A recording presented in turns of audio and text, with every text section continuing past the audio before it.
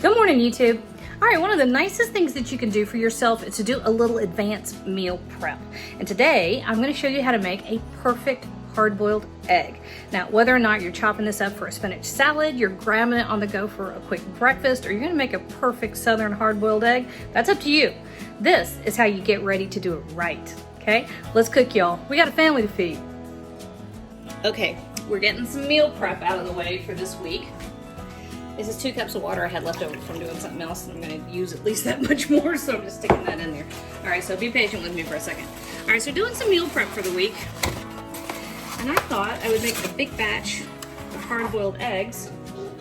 These are great to throw in the refrigerator, and then you've got them all week. You can make hard-boiled eggs. You can chop one up and put it in a salad. You can take a couple if you're running late for work, whatever. So I have 16 eggs right here. You can go ahead and use 18. Okay, fine. I'll use 18. I'll grab 2 more. And all I'm doing, so my container has sat on the counter until they're at room temperature. It's easier to do nice hard-boiled eggs if your stuff is all close to the same temperature. So if your water and your eggs all come up in temperature by themselves at the same rate. All right, so there's 18. Boom. All right. Now, I've heard a million things about hard-boiled eggs. I mean, there's a million ways to do it. This is the way my grandmother did it, so that means in my book it's the right way. Doesn't mean that your granny didn't do something else, and that's fine too. But this way works. If you have eggs that are a few days old, it works a little bit better too, because they're easier to peel when the egg white has lost just a touch of moisture and is starting to pull away from the shell. I mean, you can still hard boil them, but they're more difficult to shell that way.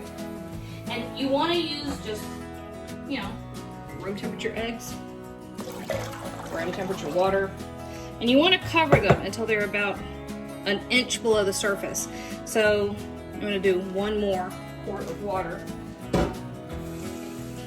You know, 2-3 quarts, whatever. And you also notice that I have lots of room in there. You don't want to pack them too close together either. Your water is what's conveying the heat, and you want as much water on all sides of your eggs as possible. So if the water can circulate around the eggs, perfect. See? All right. All you need to do at this point is have a little bit of patience. So we're going to have patience. We're going to let that come all the way up to a simmer. And as soon as it comes to a simmer, we're going to turn the heat off and put a lid on it, okay? So this takes a while, but we want all the stuff in this pot to come up to a simmer at the same rate, so our eggs and our water all kind of nicely, gently heat up all at once, okay? So up to a simmer. All right, about forgot to show y'all something. Okay, now, I have no idea if this works or not, but I would be remiss, because we were talking about my granny, if I didn't tell you what she did, which was 2 tablespoons of apple cider vinegar. I have heard a million people swear up and down that that helps make it easier to peel them. I don't know that there's any evidence for that or not, but it's what Granny did, so that's what we're doing. There. All right, about forgot to show y'all something. Okay, now, I have no idea if this works or not, but I would be remiss, because we were talking about my granny, if I didn't tell you what she did, which was 2 tablespoons of apple cider vinegar. I have heard a million people swear up and down that that helps make it easier to peel them. I don't know that there's any evidence for that or not, but it's what Granny did, so that's what we're doing. There. All right, so here are our eggs. It's been right about 20 minutes to come up to this point, and you see it's not quite boiling. I'm not even sure I would call that quite a simmer, but we're done, okay? So we're turning it off. We're putting a lid on it. We're going 10 minutes on the timer. Whoops. There. All right, so we got all of our eggs peeled. And let me show you, this is 100% of why, oh, piece of shell. This is 100% of the why we went low and slow, okay?